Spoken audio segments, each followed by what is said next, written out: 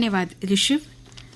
श्रोता, आज के मुख्य समाचारों में कठुआ की सैदा सोहल गांव में 15 घंटे चली मुठभेड़ में पाकिस्तान के दूसरे आतंकी को भी सुरक्षा बलों ने मार गिराया है। सीआरपीएफ का एक जवान शहीद हुआ है। डीआईजी और एसएसपी कठुआ के वाहनों पर भी आतंकियों द्वारा की गई फायरिंग, जिसमें दोनों अधिकारी बाल बाल बचे। मारे गए आतंकियों के पास से पाकिस्तान के खाद्य पदार्थ और दवाएं जब्त की गई हैं। आतंकी गोलाबारी में एक स्थानीय नागरिक भी घायल है, जिसका इलाज चल रहा है। उधर डोडा आतंकी हमलों में शामिल 4 आतंकियों के स्केच जारी किए गए हैं। पकड़वाने वालों को 5-5 लाख का इनाम घोषित हुआ है। उपराज्यपाल मनोज सिन्हा ने कहा, आतंकवाद के खत्म होने तक आराम नहीं करेंगे। राष्ट्रीय सुरक्षा गार्ड एजेंसी एनएसजी जल्द ही पठानकोट में अपनी इकाइयों की स्थापना करेगी। पठानकोट के साथ साथ केरल और अयोध्या में भी एनएसजी के यूनिट स्थापित किए जाएंगे। इससे किसी प्रतिकूल परिस्थिति में जवाबी कार्रवाई में कम समय लगेगा। स्थानीय पुलिस और अन्य केंद्रीय सशस्त्र पुलिस बलों की इकाइयों को अपनी क्षमता बढ़ाने में मदद मिलेगी। इन स्थानों पर एनएसजी यूनिटों को विशेष हथियारों और ड्रोन विरोधी उपकरणों से लैस किया जाएगा। विश्व स्वास्थ्य संगठन WHO ने बंगाल के मालदा में 4 साल की एक बच्ची में बर्ड फ्लू संक्रमण पाए जाने की पुष्टि की है। देश में मानव शरीर में बर्ड फ्लू के संक्रमण का ये दूसरा केस है। 4 साल की ये बच्ची फिलहाल खतरे से दूर है, जबकि लगभग 29,000 लोगों की जांच की गई है और किसी में भी बर्ड फ्लू के संक्रमण की पुष्टि नहीं पाई गई है। विश्व स्वास्थ्य संगठन ने चिंता जाहिर करते हुए लोगों को सावधान रहने की सलाह दी। उधर कुवैत में कल एक बहुमंजिला इमारत में आग लगने से 42 भारतीयों की मृत्यु हो गई। भारतीय प्रधानमंत्री और विदेश मंत्री ने घटना पर शोक जताया। कुवैत के अमीर ने अग्निकांड के लिए जांच का आदेश दिया है। भारत सरकार ने विदेश राज्य मंत्री कीर्तिवर्धन सिंह को कुवैत रवाना किया। प्रधानमंत्री मोदी ने की आपात बैठक, 2-2 लाख रुपए देने की घोषणा की। National testing agency NTA NEET परीक्षा 2024 के विवाद से संबंधित देशभर के हाईकोर्ट में दायर सभी मामलों को सुप्रीम कोर्ट में स्थानांतरित करने के लिए जल्द ही याचिका दायर करेगी।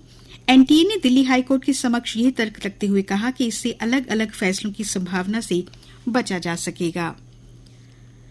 अन्य समाचार, रोजाना 1 ग्राम से ज्यादा नमक खाने से एक्जिमा यानी गंभीर चमड़ी का रोग हो सकता है। एक अध्ययन में ये बात सामने आई है। कैलिफोर्निया विश्वविद्यालय के शोधकर्ताओं ने 2 लाख से अधिक लोगों के आंकड़ों का विश्लेषण कर ये नतीजा निकाला। अध्ययन के अनुसार फास्ट फूड का लगातार सेवन बच्चों में एक्जिमा की आशंका और गंभीरता को बढ़ा सकता है। लाल किले पर हमले के दोषी पाकिस्तानी आतंकी की फांसी की सजा बरकरार रखते हुए राष्ट्रपति ने दया याचिका खारिज की। इधर शहर में स्कॉस्ट जम्मू के कुलपति ने की घोषणा, एग्रीथॉन 2024 के विजेता को मिलेगा 1 लाख नकद पुरस्कार। जेईई एडवांस का परिणाम जारी होने के बाद शुरू हुई काउंसलिंग। जम्मू में हैं 280 सीटें। प्रदेश में सरकारी कर्मचारियों को प्रॉपर्टी रिटर्न भरने के लिए 5 दिन और मिले। आदेश की अवहेलना करने वालों के खिलाफ कार्रवाई होगी। कश्मीरी पंडित नगरोटा से 176 बसों में सवार होकर माता खीर भवानी के दरबार पहुंचे। आस्था का महापर्व खीर भवानी मेला 14 जून को धूमधाम से मनाया जाएगा। मरम्मत कार्य के चलते आज रात जम्मू श्रीनगर राष्ट्रीय राजमार्ग बंद रहेगा और अमरनाथ यात्रा के दौरान चौथे तवी पुल की बिजली नहीं होगी बंद। डीजी सेट मुहैया करवाएगा बिजली कॉर्पोरेशन और 24 घंटे जारी रहेगी आपूर्ति। खेल समाचारों में भारतीय tennis star Sumit Nagal Italy में चल रही पेरूजिया चैलेंजर प्रतियोगिता में स्थानीय खिलाड़ी अलेसैंड्रो जेनिसी को 0-6, 7-5, 7-6 से हराकर क्वार्टर फाइनल में पहुंचे। भारतीय बैडमिंटन खिलाड़ी एचएस प्रणय ने सिडनी में चल रही ऑस्ट्रेलियाई ओपन सुपर 500 टूर्नामेंट में ब्राजील के खिलाड़ी को 21-10, 23-21 से हराकर जीत से टूर्नामेंट की शुरुआत की। अनुपमा, समीर और किरण ने अंतिम 16 में प्रवेश किया। उधर T20 क्रिकेट विश्व कप में कल भारत ने यूएसए को 7 विकेट से हराकर सुपर 8 में अपनी जगह बनाई। सूर्य कुमार यादव ने खेली 49 गेंदों में 50 रनों की नाबाद पारी। अर्शदीप ने 9 रन देकर 4 विकेट लिए और प्लेयर ऑफ द मैच भी बने। ऑस्ट्रेलिया भी नामीबिया को 9 विकेट से हराकर सुपर 8 में पहुंचा। T20 अंतर्राष्ट्रीय मैचों में 100 विकेट लेने वाले एडम जम्पा बने पहले ऑस्ट्रेलियाई खिलाड़ी। इधर श्रीलंका और नेपाल के बीच बारिश की वजह से मैच हुआ रद्द और दक्षिण अफ्रीका पहुंचा सुपर 8 में।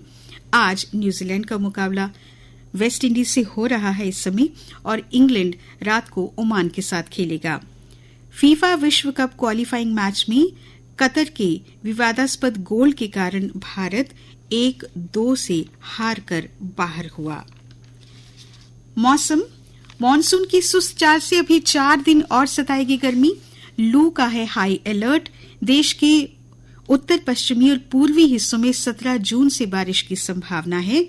इधर जम्मू शहर में गर्मी और लू से राहत नहीं है। जम्मू में कल पारा लगभग 44 डिग्री सेल्सियस तक पहुंचा। हालांकि श्रीनगर में शाम को कुछ इलाकों में बारिश हुई। स्कॉस के मौसम विभाग के अनुसार 14 जून तक जम्मू कश्मीर संभाग के मैदानी इलाकों में अलग अलग स्थानों पर लू चलने की संभावना है। तापमान कल का अधिकतम रहा 43.6 डिग्री सेल्सियस, न्यूनतम 25.7 डिग्री सेल्सियस। सूर्यास्त आज होगा शाम 7:40 पर। सूर्योदय कल प्रातः 5:24 पर होगा।